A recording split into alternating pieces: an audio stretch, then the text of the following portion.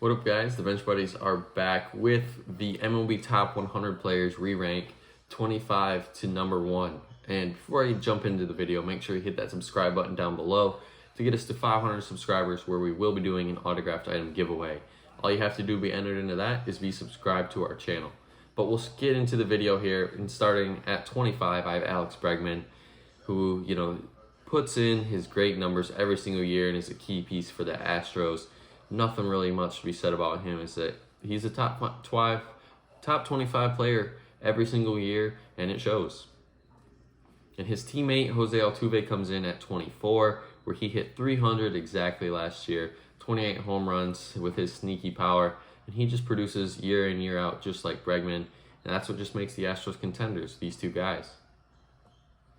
23, I have Vladimir Guerrero Jr., who just got hurt, was a precaution. He withdrew from the World Baseball Classic, but he is one of the best first basemen in all of baseball. You can see those numbers last year: 32 home runs, 97 RBIs, which was a down year for him from the year before. And I expect him, this is going to be his career averages, I think, around this, maybe a little higher, when he has his better years.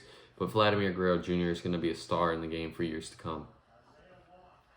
At 22, I have Austin Riley. This is a guy that I think could see regression moving forward, but then again, I could also see him hitting 40 home runs and 100 RBIs too. It just depends on how they decide to pitch to him this year with that loaded Braves lineup. It's going to be interesting to see how a lot of teams handle that. Are they going to want to pitch to Riley or pitch around him? And that's going to affect his stats. But, Austin Riley is a great defensive player as well, earning this top 25 selection. At 21, I have another Astros player in Kyle Tucker, who, kind of got shafted a little bit by the MLB Network team, but I think he is a top 25 player in the game. His average doesn't speak for it, but his slugging, home runs, RBIs, what he does for this team, even in the outfield, earns my respect in earning a higher ranking. And, the Astros last year, without the outfield bats, they would have been struggling. And Kyle Tucker is a big reason for their World Series championship last year.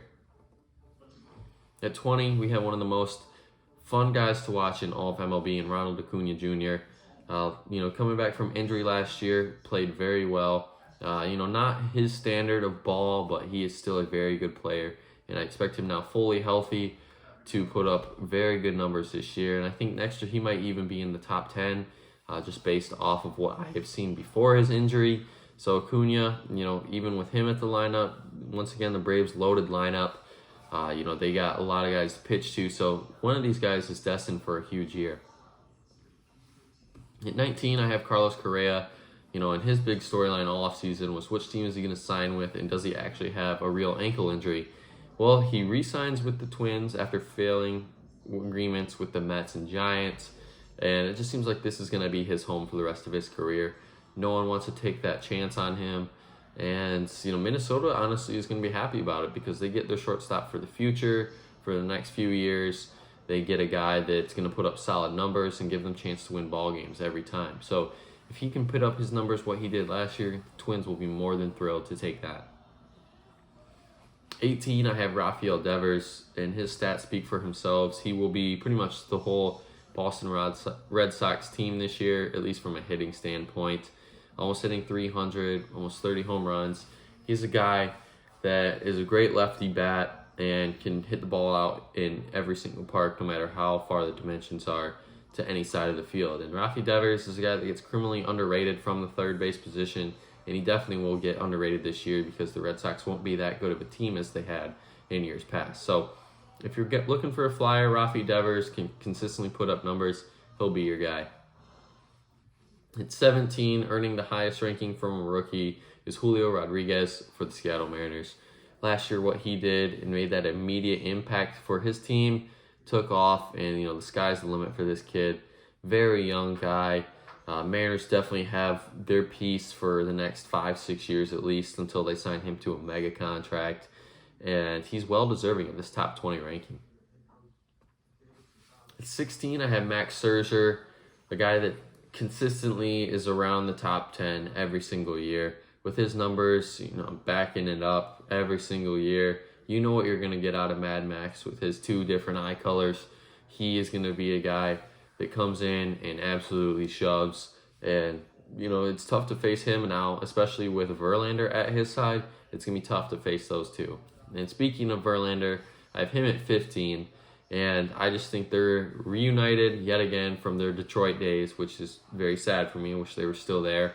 But they find new homes in New York, as the two teammates are going to be a deadly 1-2 punch moving forward. And it's not going to be fun facing those two guys in a series.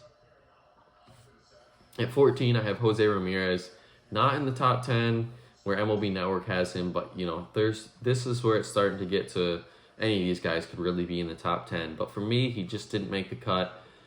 I think it's more or less just because he plays for the Guardians. He doesn't get as much attention, rather than a big city guy does. But consistently, those are the numbers you're going to see from him. His WAR is always going to be around 5 or 6 because that's how much he means to this team. And, he keeps the Guardians some power compared to what we saw last year. He pretty much was the guy that hit all the home runs for the Guardians. So moving forward, he's going to have to keep putting up some big power numbers for the Guardians to stay competitive. At 13, I have Bryce Harper, who I thought was a little too low for the MLB Network rankings after, him getting hurt last year and what he battled through. Hopefully, by the end of this year, he'll be fully healthy and good to go. But almost playing in 100 games, hitting almost 300 with those stat lines, I think the Phillies would take that from last year. And this year, they'll take almost the same thing, except hopefully he can play in more games. At 12, we have one of my favorite players in the game in Juan Soto. Getting traded last year from Washington to San Diego was a big adjustment for him as he struggled. But this year, I think he's going to be finally settled in.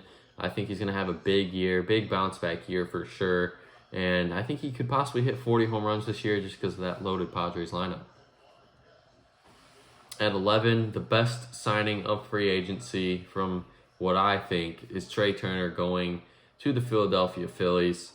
When they signed him, I was very surprised because that was the biggest hole the Phillies had, and they signed it with one of the best players in the game. So now it just makes that Phillies lineup even scarier.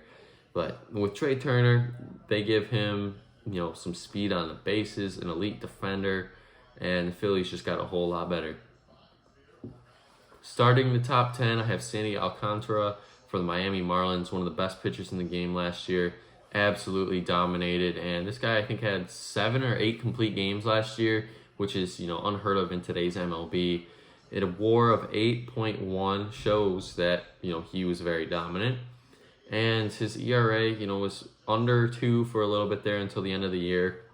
So this guy was, was absolutely shoving. And pretty much when he pitched, the Marlins were going to win almost every single game. And I think that's still going to be the case this year. At 9, I have Nolan Arenado for the St. Louis Cardinals.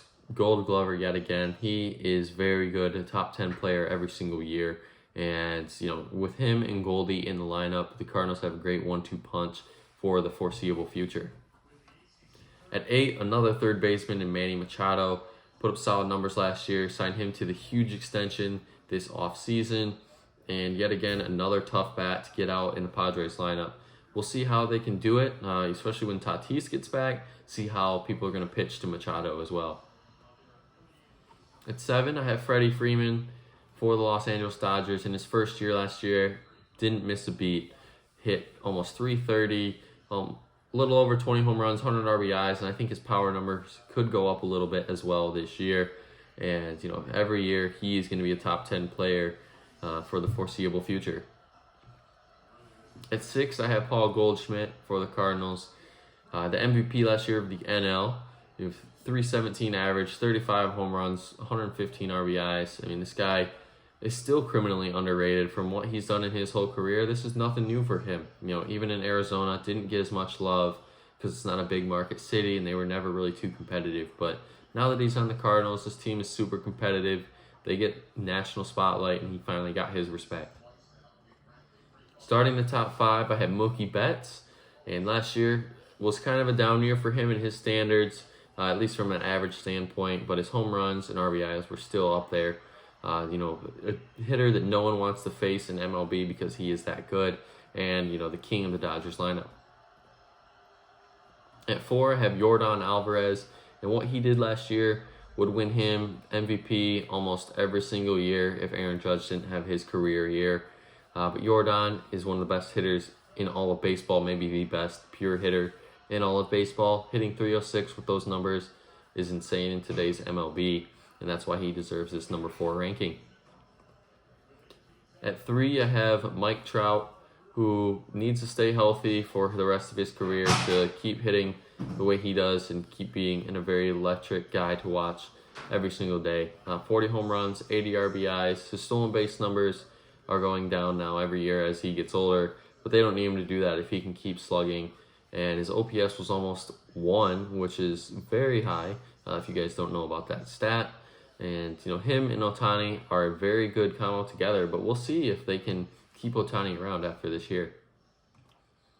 At 2, we have Aaron Judge, the AL MVP last year with 62 home runs, setting the AL record, 131 RBIs, 157 games played. So, he was fully healthy and is most deserving of that, with a WAR of almost 11, which is insane.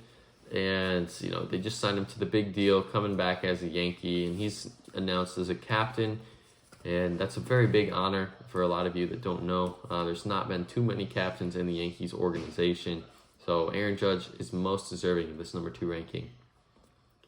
And at number 1, of course, we have Shohei Ohtani. Pitching is a top 5 pitcher in the league. Hitting, he's a top 5 hitter in the league. So it's no doubt that he's at number 1 for us. And what else can this guy do? I mean, maybe more stolen bases. He only had 11, I guess. That's maybe the biggest thing he could improve on, I'd say. But, his pitching WAR of 6.1, his hitting WAR of 3.4 just shows that he can make an impact on both sides of the ball. But that's going to be it for this year's re-rank of the top 100 players. Make sure you guys check back next week for the World Baseball Classic power rankings and the preseason power rankings as well. But until the next time, the Bench Buddies are out.